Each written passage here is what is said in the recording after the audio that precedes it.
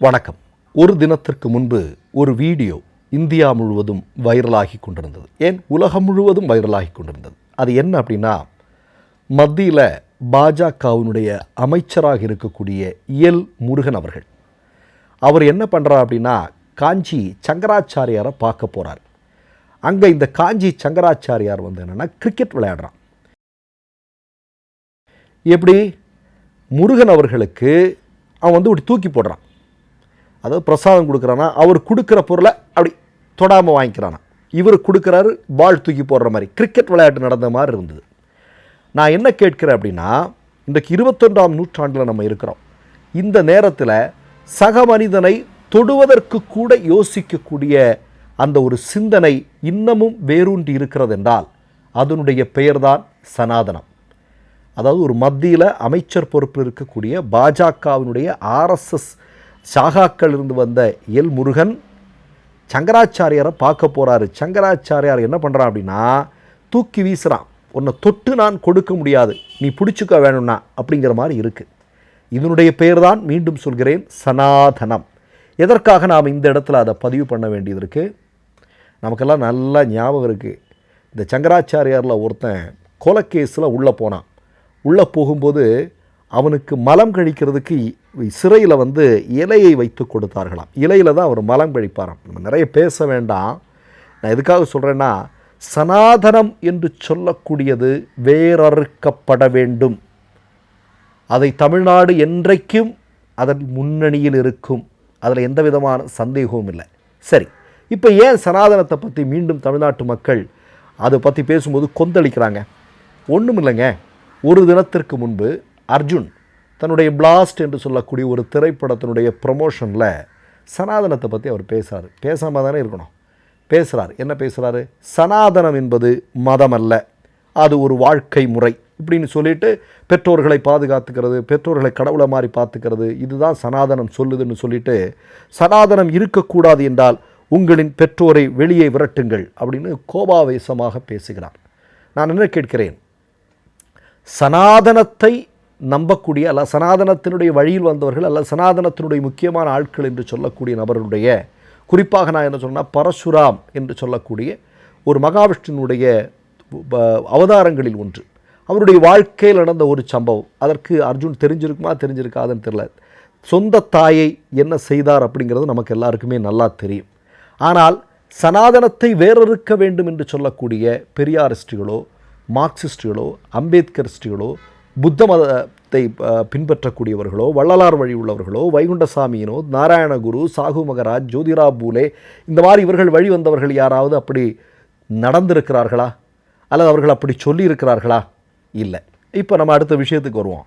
நான் என்ன சொல்ல விரும்புகிறேன் அப்படின்னா, ஒரு ஆர்எஸ்எஸ்காரன் சில வாரங்களுக்கு முன்பு என்ன அப்படின்னா, தேர்தல் முடிவுகள் வெளிவந்த நேரத்தில் உதயநிதி ஸ்டாலின் அவர்கள் சட்டமன்றத்தில் பேசுகிறார். மக்களை பிளவுபடுத்தக்கூடிய, மக்களை பிரிக்கக்கூடிய, மக்களிடம் ஏற்றத்தாழ்வுகளை உருவாக்கக்கூடிய சனாதனம் வேறறுக்கப்பட வேண்டும் இல்லையா? தமிழ்நாடே ஆர்ப்பரித்து கைத்தட்டியது. ஏன்னா இதுக்கெல்லாம் ஒரு துணிச்சல் வேணும் இந்த மாதிரி சொல்கிறதுக்கு. ஒரு மக்களவையில் நின்றுட்டு ஒருத்தர் வந்து சனாதனம் வேறறுக்கப்பட வேண்டும் என்று இந்த காலகட்டத்தில், அதாவது ஆர்எஸ்எஸ் சங்கபரிவார கும்பல் இவ்வளோ பெரிய உச்சத்தில் இருக்கும்போது, ஒரு இளைஞன், நாளைய நம்பிக்கை, அவர் வந்து துணிச்சலாக இதை பேசுகிறார் என்றால் நிச்சயமாக தமிழ்நாடு அவருக்கு பின்னால் அணிதிரளும். அதில் எந்த விதமான சந்தேகமும் இல்லை.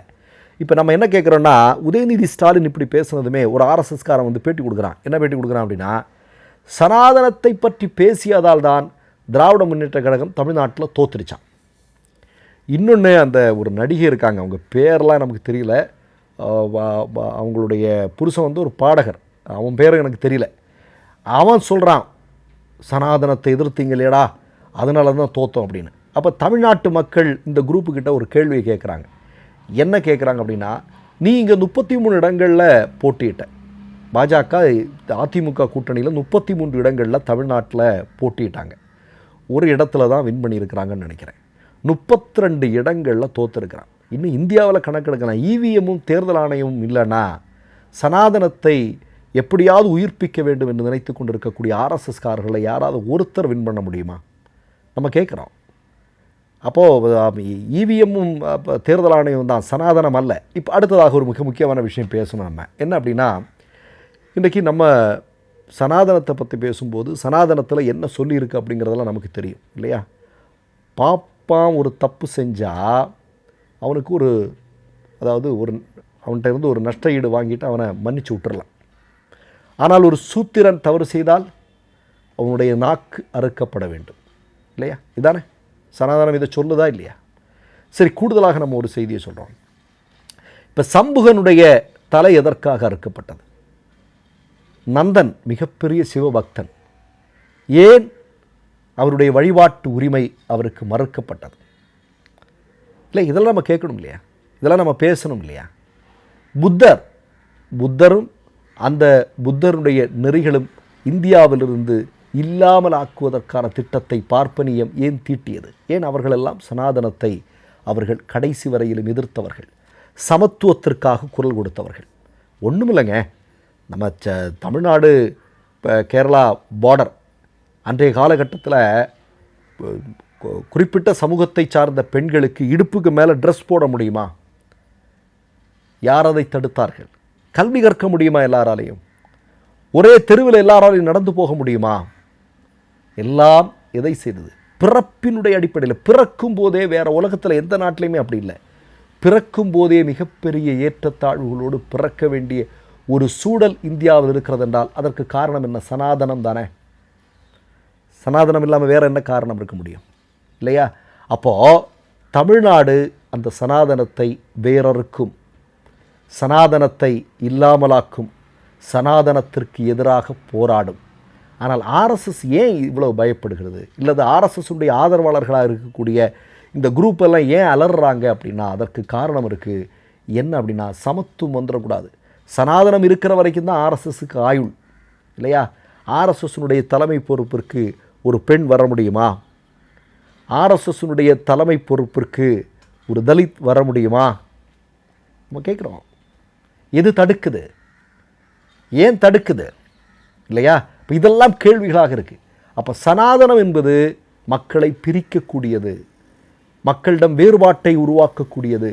நீ அது, நீ இது, நீ அங்கே நில்லு, நான் தூக்கி போடுறேன், நீ கேட்ச் பிடி, இப்படின்னு சொல்கிறது தான் சனாதனம். சரியா? அது தமிழ்நாட்டு மக்களுக்கு அந்த புரிதல் இருக்கிறது. பாவம் அர்ஜுனுக்கு தெரிஞ்சிருக்கும், தெரியாமலாம் இருக்காது. அர்ஜுனுக்கு தெரியாமல் இருக்குமா என்ன? ஆனால் என்ன, ஜென்டில்மேன் படத்தில் நடித்தவர் இல்லையா? ஒரே துப்பாக்கி எடுத்து பாகிஸ்தான் தீவிரவாதிகள் எல்லாம் அழிக்கக்கூடியவர், அவருக்கு தெரியாமலாம் இருக்காது.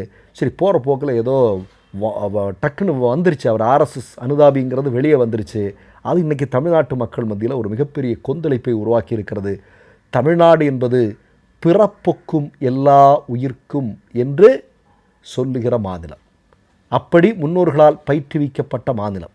இந்த மாநிலத்தில் இருந்துட்டு சனாதனம் சிறப்பானது, சனாதனம் அப்படியானது இப்படியானதுன்னெலாம் பேசுகிறதெல்லாம் நிச்சயமாக தமிழ்நாட்டு மக்கள் ஏற்றுக்கொள்ள மாட்டார்கள் என்பதை சொல்லிக்கொள்ள விரும்புகிறேன். மற்றொரு நிகழ்வில் சந்திப்போம். நன்றி, வணக்கம். 3 யூடியூப் சேனல்கள் வியாபாரத்திற்கு இருக்கிறது. தேவைப்படுபவர்கள் இந்த எண்ணுக்கு தொடர்பு கொள்ளுங்கள். மை நேம் இஸ் ரெட் சேனலை சப்ஸ்கிரைப் பண்ணிக்கோங்க. அதுக்கப்புறமா பக்கத்தில் இருக்கிற ஜாயின் பட்டனை கிளிக் பண்ணீங்கன்னா ஒரு நியூ பேஜ் ஒன்று ஓப்பன் ஆகும்.